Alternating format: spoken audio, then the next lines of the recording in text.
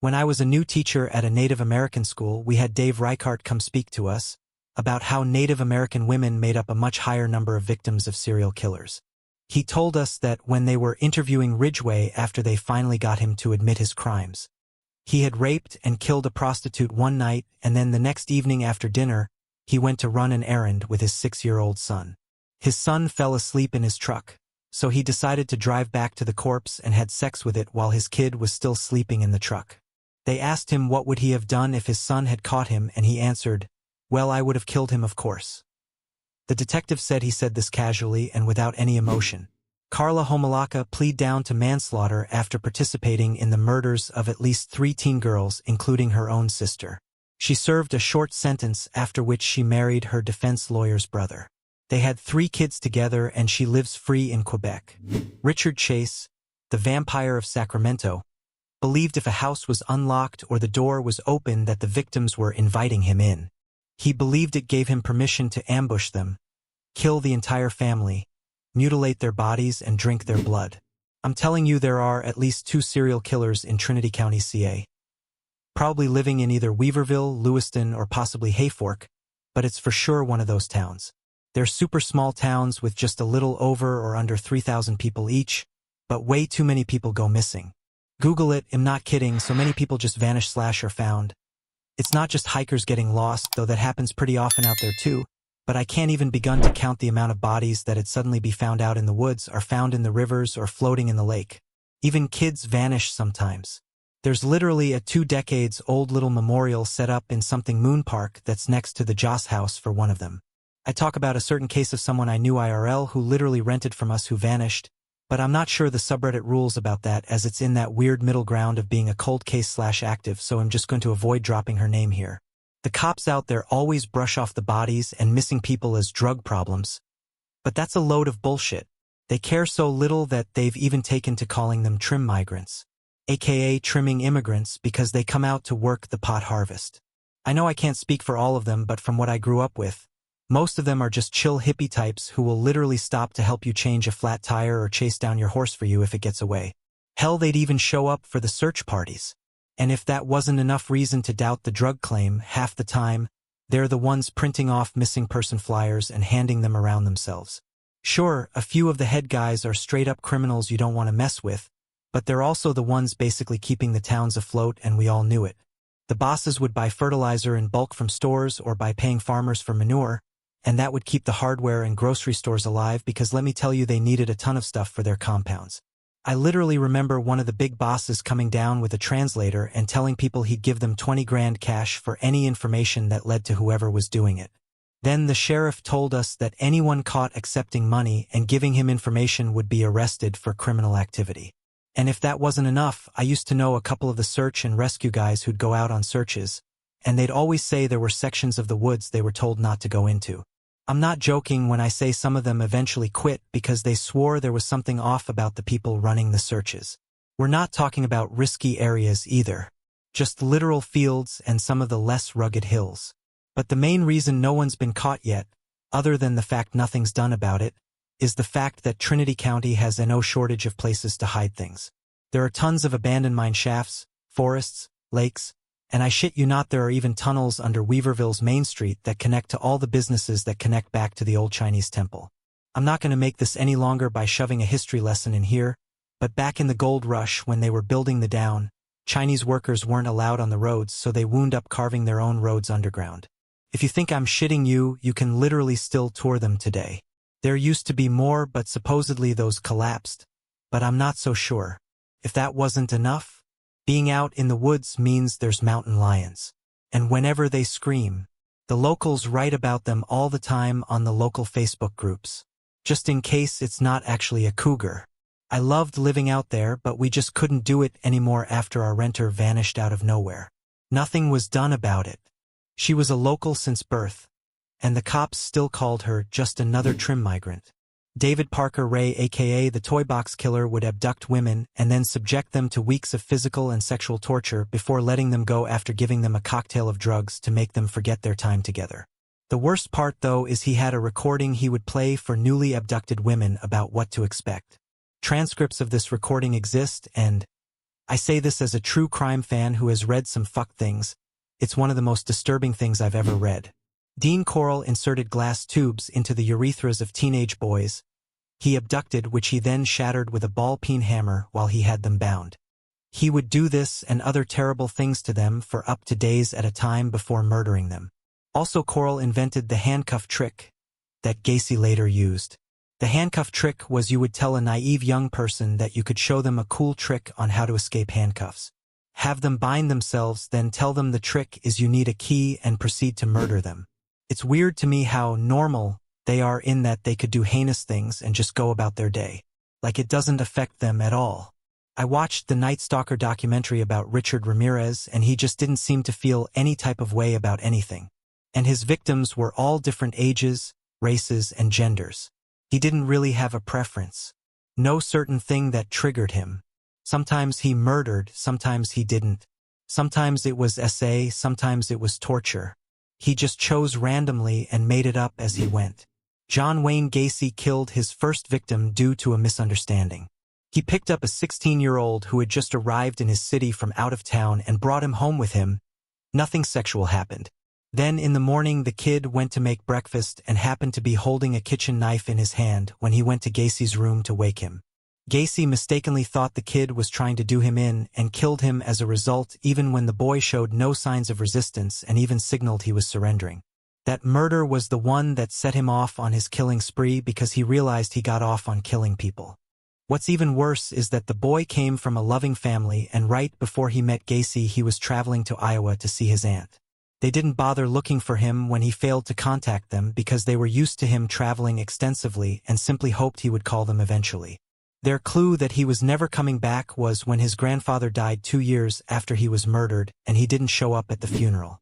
The most prolific serial killer we know of, Harold Shipman, wasn't your typical lone wolf or outsider. He was a well-respected, well-paid doctor with little to no reason to kill. We still don't really know why he did what he did. Psychologists have suggested everything from split personality to perhaps he killed by accident and found he got a buzz from it, and even that, because of his station, he might have been deludedly creating a problem for himself to fix. Shipman's targets were the elderly who he would prescribe bad doses of medication that would eventually kill them. Because of their advanced age, it was believed to be just old age that killed them, so that's how he flew under the radar for so long. A taxi driver, John Shaw, realized his regulars he would drop off to the local general practitioner were dying off at an alarming rate. He raised his concerns and even went to the police but was rebuffed as a crazy person. Shaw later gave testimony at Shipman's trial regarding 21 of his known 215 victims. It is believed Shipman killed more, but that was the least they could confirm. Fun little extra fact.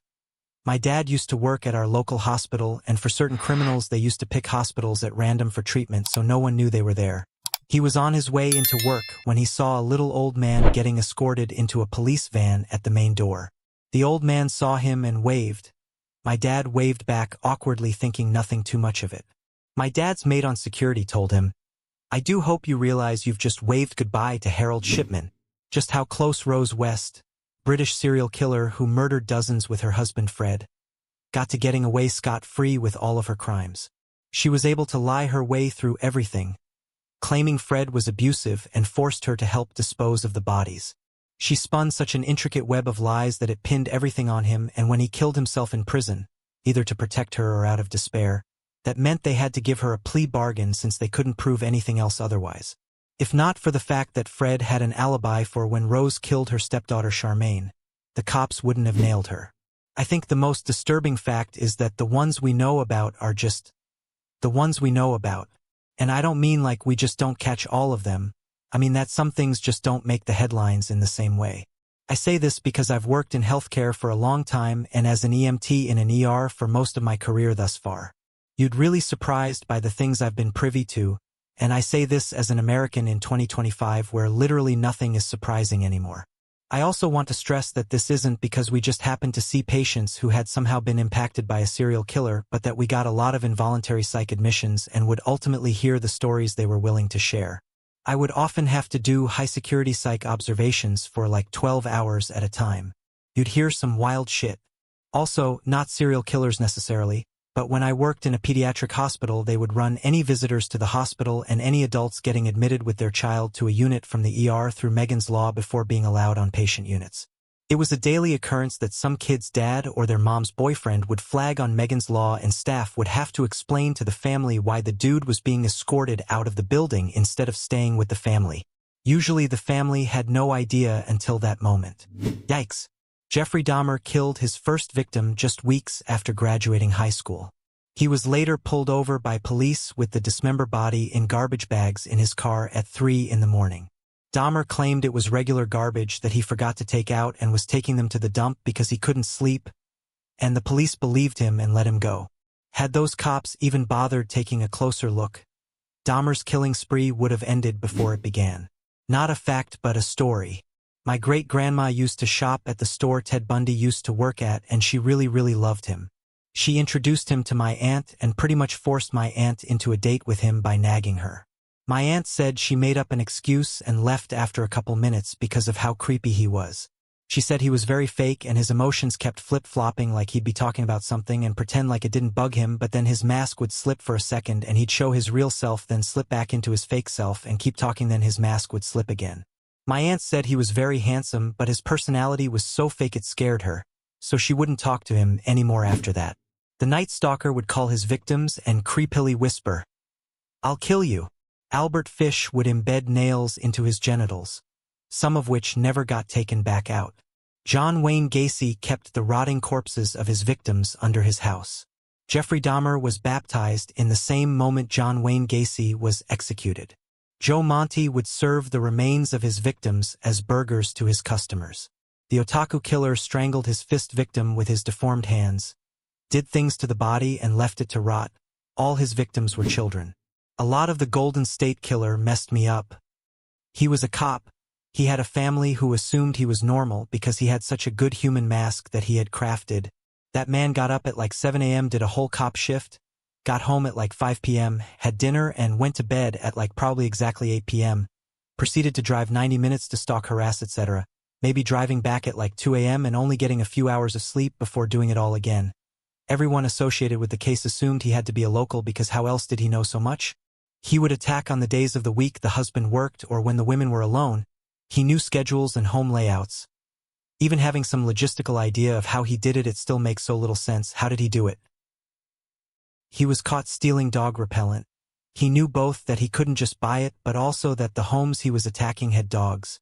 I think another part of it was that if he was a cop and a total piece of shit to anyone he apprehended, especially in those days, we might never hear about it.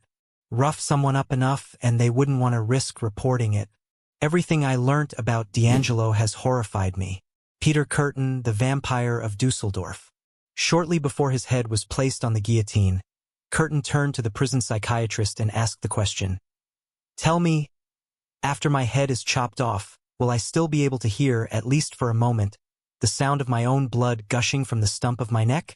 That would be the pleasure to end all pleasures." When asked whether he had any last words to say, Curtin simply smiled and replied, "No, an Israel Keys fact that keeps me up at night. Serial killer notorious for the Alaska coffee stand kidnapping and murder of Samantha Koenig. Before he killed himself in custody, he confessed that he had committed several other murders that went unsolved but never revealed all of the details. He said that in some cases, he staged the murder of his victims to look like an accident, and the cases were officially closed as accidental deaths. To this day, those families still think their loved one died accidentally, but the truth of his victims' demises died with him and the world will literally never know. By most accounts, Andre Chikatilo was an unassuming family man, quiet and awkward but didn't really stick out. He raped, murdered, and cannibalized dozens of victims, possibly 100 plus. Many of his victims were never found and he couldn't even remember where he buried some of them. Due to issues with the investigation, he was able to kill a young girl just days before he was caught. He mutilated his victims with a knife and his teeth. His first confirmed victim was only 9 years old and it kickstarted a 12-year killing spree. Before he started killing, he even spent time as a school teacher. After he was tried, the Russians did what I believe to be the right thing and shot the bastard in the back of the head before burying him in an unmarked grave. The bastard will burn for all eternity. Andrei Chikatilo aka the Red Ripper/Rostov Ripper, responsible for the rape and murders of over 50 children and women from the 70s to his capture in the early 90s, during the SU fall, was due to severe corruption and incompetence by the local police despite numerous reporting, suspicions and leads from the locals that he was acting off-kilter and in area of these crimes. Yet due to the Soviet Union being a communist country, any and all legitimate reports of serious crime and criminals was either downplayed or completely dismissed to the political propaganda/communist agenda of low to no serious nationwide crime and illusion of a utopian society. The butcher-baker, Robert Hansen, targeted strippers and prostitutes because earlier on, he had attacked a woman from like an office but had also been arrested for an attack on a prostitute. They ended up only charging him with the office lady's attack. So that's where he learned that law enforcement won't care enough about dancers and prostitutes to really try to solve their disappearances/murders. The Toy Boy Killer is definitely the worst of the lot to me, the dreadful torture those women endured, and how he played a horrible tape telling them in detail what horror awaited them, and how there was absolutely no way for them to escape, plus the fact a woman also helped him do this to other women. I always feel really sick and sad that anyone could do something like this when I think about that case, just awful. My school bus driver was Mary Beth Tinning. She killed a bunch of her own babies. She was an absolute wreck and a psycho, and we students knew it in 9th or 10th grade. She wasn't just off in a quirky way. She was a nervous wreck who would pull the bus over to cry on the side of the road. She would tell me and my identical twin brother that she had 2 twin boys just like us at home. One of the most disgusting things I have ever read about a serial killer was Ted Bundy allegedly saying he continued to visit the bodies until it wasn't physically possible to visit them anymore. Absolutely disgusting. The letters Albert Fish wrote to the parents of 2 of his victims were seriously effed up. Highly descriptive. Anthony Soul's house smelled so bad from the bodies that people could smell it throughout the block he lived on. I could go on forever. Unfortunately, there are so many. And the most disturbing thing about serial killers as a whole? The fact that they walk amongst us daily. And you'd never know. Far too many of them are just average folks, doing average everyday things just like any one of us. I have a true crime channel, so I research a lot of this kind of thing, and I'm not sure if I could pick just one, but here are some of the top ones off the top of my head, in no order. Albert Fish said he had children in every state in the U.S. And it was not known if this meant children he had raped, murdered, eaten, or all of the above. He also sent a little girl's parents a long letter about how he raped, murdered, dismembered, and ate her, going into detail about how good she tasted. If I had to pick one killer who I find most disturbing, it's a tie between him and David Parker Ray. David Parker Ray, aka the Toy Box Killer, would kidnap and drug women, and take them to his semi-truck-type trailer to rape and torture them, often for an audience of friends who never reported him or objected to the sadistic shows he would put on, which included coercing his dogs into raping living, conscious women. He also did not kill all of his victims, and would sometimes just drug them so heavily they wouldn't remember some or all of their attacks, and then release them onto the side of the highway. Jeffrey Dahmer said that he avoided killing people with tattoos, because the tattoos made the meat taste weird. As a heavily tattooed person myself, I was somewhat happy to hear this. Many serial killers, including Gary Ridgway and John Wayne Gacy, both of whom killed dozens of people, led extremely normal-looking lives outside of their criminal lives. Gary was in the U.S. Navy, was married multiple times and has children, and worked a stable job after his military service. John Wayne Gacy was also married, managed a chain of KFC restaurants, worked as a Democratic Party precinct captain, and performed as a party clown at children's birthday parties. With some serial killers and other violent criminals, nearly everyone around them can tell something is off. They might live transient lifestyles, be mentally ill and in and out of treatment, suffer from addiction, be unable to hold down jobs and or relationships, etc. But some truly just seem like your run-of-the-mill average person, and those ones are much scarier immo.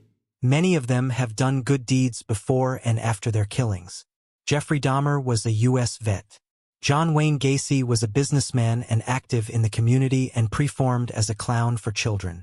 Aileen Wuornos claimed she was brutally raped by men as a prostitute and killed out of revenge. She admitted it was a lie, but the made-up story has inspired female rape victims and made her a hero. Ted Bundy warned about the dangers of porn, saying it contributed to his desire to kill. He also helped the police catch another serial killer. He said serial killers often return to the spot where they buried their victims and they will keep mementos/pictures of their victims. Green River killer Gary Ridgway was caught after the police stake out his last victim's location. He was found with jewelry, rings, and watches of his victims. If you need part 2 of this video, let me know in the comments section. Also, you can suggest any question for the next video so I will find stories related to that. Like and subscribe to encourage me.